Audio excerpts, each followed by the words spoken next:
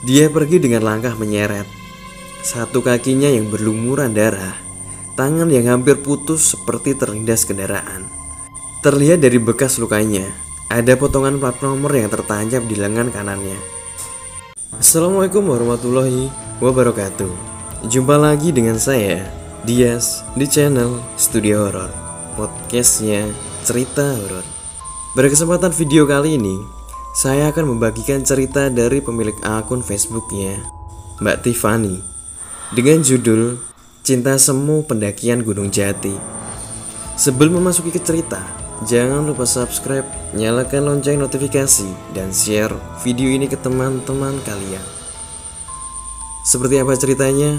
Mari kita simak sama-sama.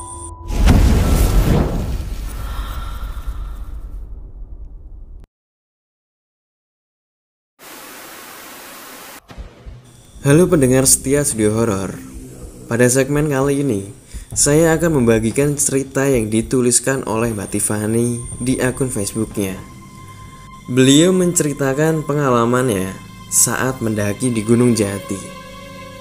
Ia bertemu dengan sosok makhluk gaib yang membantunya untuk menuju puncak Gunung Jati. Lantas seperti apa ceritanya? Gak usah berlama-lama, kita langsung ke ceritanya saja. Jalan berkabut menutup pandanganku menuju puncak Gunung Jati. Aku bersama teman pramuka mulai letih berjalan dari bawah menuju puncak. Walau sangat lelah, tapi kegiatan ini sangat asik. Karena mendaki di malam hari banyak keseruan dan kejanggalan. Hei Ces, kamu gak lihat? Tadi ada yang liatin kita dari balik pohon, tanyaku lirih. Apaan sih kamu, Rah? Jawab Cesa dengan kesal. Ya udah lanjut aja yuk, ajakku padanya. Tiba-tiba angin berembus dengan kencang di belakangku. Karena aku pikir ini sedang di atas gunung, jadi aku anggap itu angin semilir malam.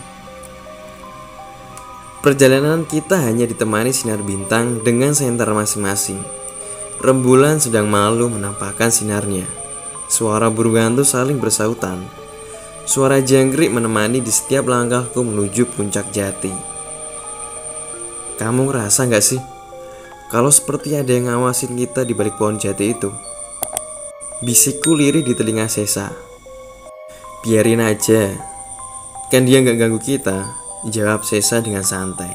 Lah, tuh dia nongol, ketawa pula. Aku kaget karena melihat sosok anak kecil di balik batu besar. Sesa ketawa. Pengen kenalan sama kamu kali, ledek Sesa. Pengen ngikut camping kali dia, Ces, timpalku seketika. Udahlah, yuk lanjut Rah. Tinggal dikit lagi kita sampai ke puncak, ajak Sesa sambil menggandeng tanganku. Tanpa terasa, kita hampir sampai ke puncak. Nafas kasar karena sudah terlalu lelah. Inginku berhenti sejenak menghilangkan letih. Saat ku berhenti untuk sekedar minum, tiba-tiba lewat sosok lelaki tampan berjalan di depanku dengan pandangan ke depan tanpa menoleh sedikit pun ke arahku.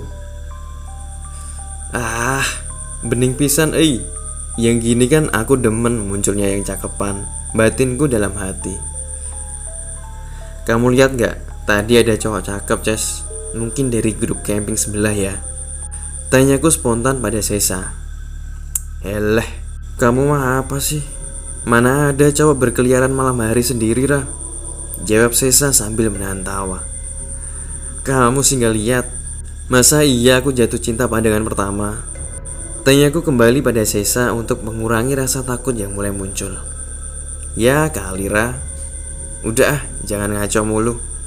Sesa pun berlalu meninggalkanku yang masih sibuk berhayal.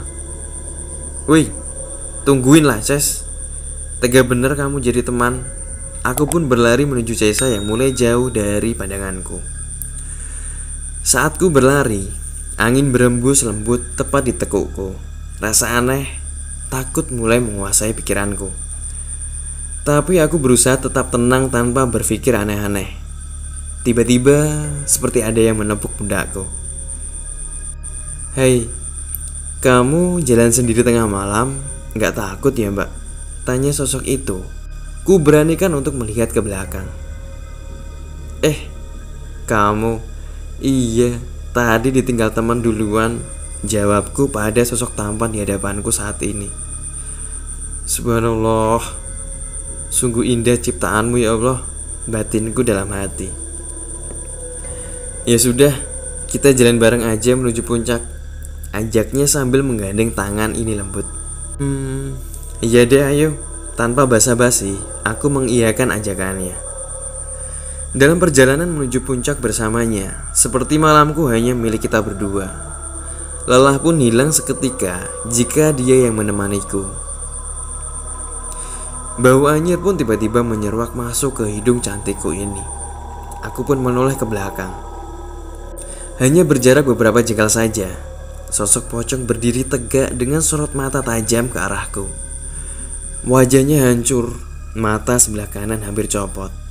Beberapa belatung keluar dari lubang hidungnya yang hanya terlihat tulang, sedangkan kepalanya bergedek seperti orang ayan. Namun bukan itu yang lebih seram, sosok wanita yang ada di belakangnya. Dengan sorotan mata merah tajam, isi perut berhamburan membuat kaki ini ingin segera pergi meninggalkan mereka. Ditambah lagi wanita duduk di atas pohon dengan rambut tergurai menutupi separuh wajah rusaknya dengan tawa khasnya. Apaan sih? Gak suka lihat aku bahagia semalam saja, batinku dalam hati. Kamu mandangin apa sih? Seperti orang ketakutan, tanyanya padaku yang mulai cemas. Enggak apa kok kak, yuk kita lanjut jalan, keburu tengah malam, ajakku buru-buru. Dalam perjalanan menuju camping ground berdua bersamanya, malam sunyi sepertinya bersahabat dengan kita. Sejauh mata memandang, hanya ada hamparan ilalang. Kanan kiriku pun tanaman liar yang mulai meninggi. Dia berjalan di depanku, sedangkan aku mengekorinya sambil menggenggam tangannya erat. Terlihat dia lihai dalam menggerakkan parangnya. Ia menggasak tumbuhan ilalang yang ada di depannya agar tidak menghalangi jalan. Tak berapa lama, 10 menit lagi kami sampai. Kini di hadapanku terlihat hamparan luas lapangan dengan ditumbuhi rumput hijau, dengan dihiasi ratusan pohon jati yang ada di gunung. Diputari pegunungan sebagai benteng, namun ada yang lebih indah. Tepatnya di pinggir sebuah danau, barisan tenda para pendaki menghiasi tempat itu. Lampunya warna-warni seakan mengakhiri perjalanan kami dengan momen yang indah. Kini kami telah sampai di puncak Gunung Jati. Alhamdulillah, akhirnya kita sampai juga di camping ground, seru dia dengan nafas leganya. Iya, gak kerasa sudah sampai. Makasih juga sudah temani aku, jawabku dengan wajah sedikit lesu. Oh ya, aku sampai lupa. Nama kamu siapa? Tanyanya. Aku Rara, kamu siapa ya? Tanyaku balik padanya. Aku Andre. Salam kenal ya Ra.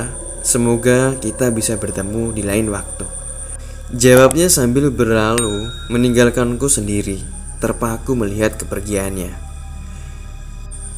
Dia pergi dengan langkah menyeret, satu kakinya yang berlumuran darah, tangan yang hampir putus seperti terlindas kendaraan. Terlihat dari bekas lukanya, ada potongan plat nomor yang tertancap di lengan kanannya.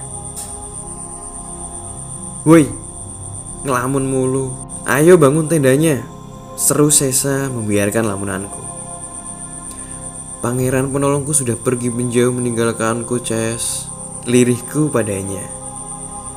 Sudahlah, siapa tahu kamu juga ketemu dia lagi. Timpal Sesa menenangkan dalam harapan semuku. Yuk teman-teman, kita buat api unggun, seru Rara. Tanpa berkomentar, mereka pun berbondong-bondong mencari ranting pohon kering yang bisa dibuat untuk api unggun. Yang lain menyiapkan makanan untuk kami makan malam ini. Secepat kilat api unggun pun menyala. Kami pun mulai mendekati api unggun untuk menghangatkan tubuh di tengah dinginnya malam. Rembulan pun mulai menampakkan sinarnya, terasa lengkap malam ini. Kehangatan api unggun ini membuatku merasa lebih tenang. Cinta tak terbalas karena beda dimensi. Hanya bisa berharap suatu saat akan bertemu kembali. Walau hanya harapan semu, tapi dia pasti akan kembali dengan senyumnya. Selesai.